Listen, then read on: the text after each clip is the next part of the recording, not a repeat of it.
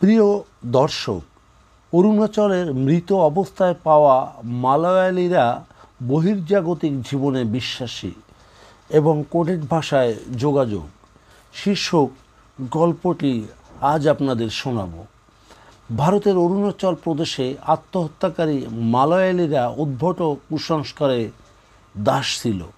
পুলিশরা আর্যর ল্যাপটপ দেখে অবাক হয়ে গিয়েছিল।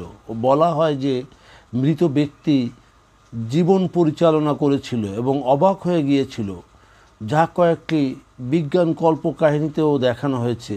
এটি তার থেকেও অদ্ভুত। তারা বিশ্বাস করে যে ডাইনোসররা এখনও পৃথিবীতে বেঁচে আছে এবং তাদের মতে দৈত্যকায় প্রাণীগুলি অন্য কোনো গ্রহে স্থানান্তরিত হয়েছিল। নবীন, দেবী এবং আর্য বিশ্বাস করেছিলেন যে পৃথিবীতে মানুষ এবং অন্যান্য প্রাণীরা ভবিষ্যতে অন্য গ্রহে স্থানান্তরিত হবে। এই ঘটনায় গোটা অরুণাচল রাজ্যে চাঞ্চল্য ছড়িয়েছে। আর্যর ল্যাপটপ থেকে যে তথ্য পাওয়া গেছে তাতে পুলিশও হতবাক। তাদের তদন্তের ভিত্তিতে পুলিশ এখনও বলেছে যে মৃত ব্যক্তি বিশ্বাস করেছিলেন যে পৃথিবীর বাইরে অ্যান্ড্রোমিডা গ্যালাক্সিতেও প্রাণ আছে এবং বিভিন্ন ব্যক্তিরা কল্পনা করেছিলেন যে মানুষও অনুমিত গ্রহে চলে যাবে। জব্দকৃত ল্যাপটপে মিঠি নামের এক কাল্পনিক চরিত্রের সঙ্গে কথোপকথনের বিবরণ পাওয়া গেছে। অন্ধকার জালে মৃতের সম্ভাব্য জড়িত থাকার বিষয়টিও খতিয়ে দেখা হচ্ছে। আর্য অনুমিত একটি প্রক্সি সার্ভারের মাধ্যমে মেইলগুলি পেয়েছিল। পুলিশের সন্দেহ নবীনই মেইলগুলি পাঠিয়েছিল।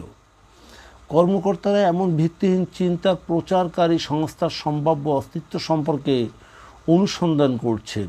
বর্তমানে ভারতের অরুণাচল পুলিশের একটি দল এবং তিরুবনন্তপুরম ক্যান্টনমেন্ট স্টেশনের পুলিশও মামলাটি তদন্ত করছে। কেন জিরোকে আত্মহত্যা করার স্থান হিসেবে বেছে নেওয়া হয়েছিল তা নিয়েও অস্পষ্টতা রয়েছে। তদন্তে জানা গেছে যে মৃত ব্যক্তি একটি কোডেড ভাষায় অনলাইনে যোগাযোগ করেছিল। আমরা এখন পর্যন্ত যে তথ্য পাই, অ্যান্ড্রোমিডা গ্যালাক্সির কথা যে আমরা বলি সেটি কিন্তু আকাশগঙ্গা ছায়াপথ থেকে প্রায় 2.5 মিলিয়ন আলোকবর্ষ দূরে রয়েছে, যার একটি অংশ এই পৃথিবী। প্রিয় দর্শক, আমাদের এই প্রতিবেদন যদি আপনার ভালো লাগে তাহলে আমাদের লাইক এবং শেয়ার দিন এবং আমাদের সঙ্গে থাকুন। ধন্যবাদ।